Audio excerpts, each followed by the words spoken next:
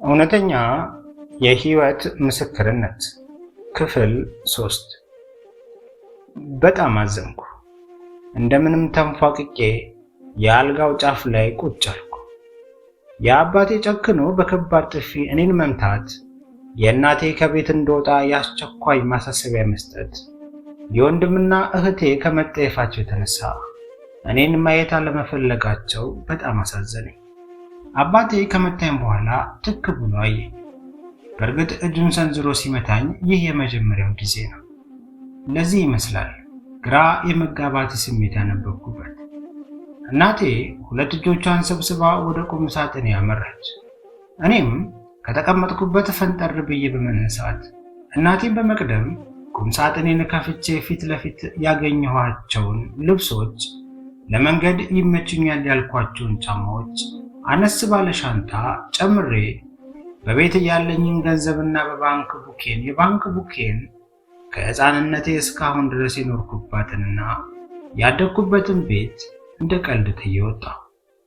በቀጥታ ወደ ባንክ በመሄድ ያለኝን ገንዘብ በጠቅላላ ወጣሁ። እንዴት ብለው እንዳስተናገዱኝ እግዚአብሔር ይወቀው። ከባንክ ያወጣሁትን ጨምሮ በቤት ውስጥ የነበረኝ ገንዘብ በአጠቃላይ የነበረኝ 21500 ብር ሆነ። ወዲያው አንድ ሐሳብ መጣልኝ። በጣም ጥሩ የሆነ የግል ሆስፒታል ለመታከም እንደ ማንኛውም ታካሚ ካርድ አውጥቼ ለምርመራ የሚያስፈልጉትን ከጥያቄና መልስ ጀምሮ ደምና ሰገራ ሰጠው። በሚያሳዝን መልኩ ግን ምንም አይነት በሽታ እንደሌለብኝና የምበላውንና የምጠጣውን ነገር መቀየር እንዳለብኝ ተነገረኝ። ውስጤ ምንም ስላላገኘ በተከታታይ ቀናት ጥሩ ሆስፒታል ናቸው ያልኩት ጋር ታየው። ምንም ለውጥ ግን አላገኘሁበትም።